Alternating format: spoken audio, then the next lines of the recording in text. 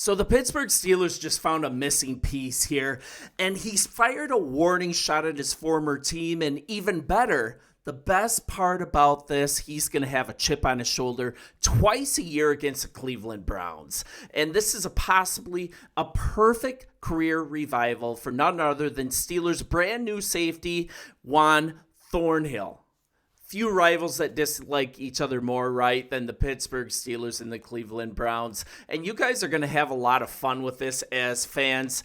These AFC North teams, they always just bring a little extra every time they meet. And during the 2025 offseason, there was one player who made the switch in this rivalry. That's Juan Thornhill. Yes, that has happened. He's got a big-time history as far as being a former two-time Super Bowl champion with the Kansas City Chiefs. Now he's in town for you guys in Pittsburgh. And this kind of happened last year too, right? Patrick Queen, he came over from the Ravens. He's absolutely balled out for your Pittsburgh Steelers. And you got to like this. Former safety for the Browns, he decided to take his talents to the Steelers. He's now going to face off his old team twice this season, but these matchups are officially on the schedule. And Thornhill, he's been trolling the Cleveland Browns a lot, and he just fired off another bold warning to his old team.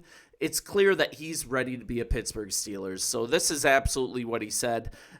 I ain't got no issues with Cleveland. Yeah, he said that while taking part in his first mini camp with the Steelers, but then he had a huge smile and a smirk. But they're definitely got to see me 2 times a year. So I'm really excited about that opportunity for sure. And you can tell by his expression, he cannot wait to stick it to the Cleveland Browns because the way that he left town, it wasn't totally amicable. And the Pittsburgh Steelers, they have a safety that they have wanted to see a ton of in minicamp. And so far, he is really showing that bringing him into town was a really good move. He's been all over the place during minicamp that just ended. He was all over the place making plays, especially the first 2 days. And he's just really impressed coaches. His first 2 days of minicamp, he was all over the football field from various positions. And he said the Steelers have him playing a little bit of everything here. This is straight from him. If they want me back deep in the box, hanging over the slot, wherever, I can do it. I'm versatile. So he had a release by the Cleveland Browns this offseason, played through multiple injuries for them, but I think that affected his level of play to the point that, he got released. But he is flying all over the football during these last couple days of mandatory minicamp, and man, I think the Steelers found a good one and also have solved a huge problem of not having a deep secondary. I mean, granted, this guy is probably going to slot in as a number 3 safety on this team, but that's an important position because we would have loved to see him on this secondary last year as fully healthy. So this is a little more from Thornhill. He was away from the team during OTAs. I surprised myself a little bit, and this is referring to coming to minicamp after not being there for OTAs. I was worried. New defense. Maybe it would take me some time. But when I got out there, it was natural, and I knew I could go out there and make plays.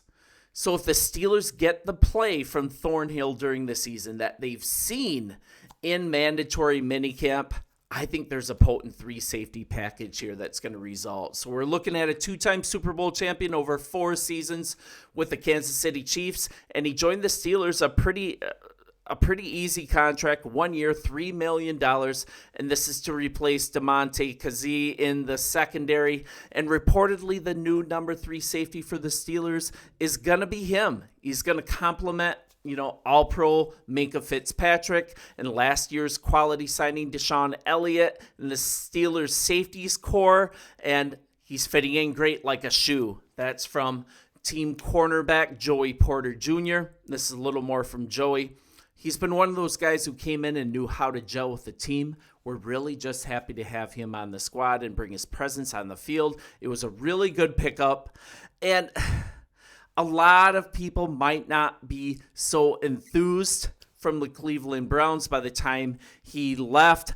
Outlets were actually calling him Jog Thornhill. Are you guys familiar with this? It appeared he was running at less than full speed to catch MSV during a 71-yard touchdown that propelled the New Orleans Saints to a victory in November. The nickname kind of stuck. It didn't make his time in Cleveland very much fun. It's kind of crazy when one play defines a player, but it didn't look good on tape. And Thornhill acknowledged that the nickname really bothered him in Cleveland. The fans were relentless with it because that's not me as a player. They saw that one clip of me, and that kind of put that title on me as a player that doesn't play hard for his season. He's saying it was one clip. I was exhausted. Players get tired. If you play a long series and you're constantly running all the time, you're going to get tired, and it got caught on camera. And it looked like I was just jogging. I wasn't trying to jog. I was gassed. I was trying to run. I mean, say what you will about this whole thing. I'm not going to kind of cover what his conditioning was or what happened, but it's one play. It's isolated. And the incident, it kind of became a perfect storm for just a really frustrated fan base dealing with another lost season. The Browns went 3-14. And Thornhill was right in the middle of a 3-year, $21 million contract, had 0 interceptions, sacks, or forced fumbles.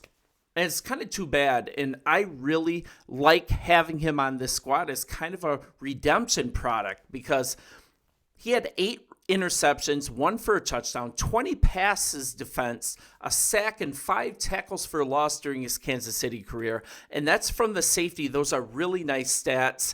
And Thornhill's stat line in 2 seasons with the Browns, it was only limited to 4 passes defended and 1 tackle for a loss. And it's mainly due to injuries. He missed 12 games over his 2 seasons with Cleveland, missed only 1 regular season game, though, because of injury over 4 years with the Chiefs. So maybe this is an anomaly.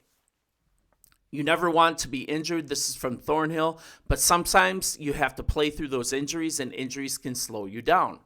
A lot of guys, they saw us playing a little bit slower, but I'm just a competitor, a true competitor that's always wanting to be on the field, whether he's injured or not. I was always on the field injured, and Cleveland hated it, if I'm being honest with you. I think there's some bad blood here. I really love getting this player. And he's a 2-time Super Bowl champion, right? 6 foot, 205 pounds, plagued by calf injuries with the Browns. He's saying part of that jog nickname is because, hey, I was playing injured. I was coming off an injury, and I was just gassed, but I was still on the field gutting it out. His availability and effectiveness was just really limited in Cleveland. So the question is, can he regain his NFL all-rookie team form with the Steelers? Even if he stays healthy, that's no guarantee. He's a player that will turn 30 before the Steelers' 7th game of the upcoming season. But guess what? The price is right for him, and he's been an absolute baller in the past. Most of his snaps have come at free safety. He's played extensively as an in-the-box safety. He's played as a hybrid linebacker. He's played as a slot nickel corner. And the Steelers, I think they're just going to deploy him at strong safety. But it's really nice to see that he's a piece that can be moved around and really just used really effectively. And this is just a little bit more from Thornhill. If you go watch the film, I make a lot of plays, a lot of great plays. I communicate a lot. I'm not worried about criticism. I'm always going to play hard. I do whatever is best for the team. So I think this is definitely a missing piece for this roster. I think it's going to round out this safety core really, really well. And as a number 3 safety, heck, I will take him. And if he rounds back into the form that he was of the Kansas City Chiefs, the Pittsburgh Steelers have made a very good move. And also a way to stick it to the Cleveland Browns. You guys have to love that. I'm going to continue to be here as an impartial, kind of an outsider view on the Pittsburgh Steelers on the daily. Thank you for making this successful. Let's grow this channel together, and we'll talk soon. See ya.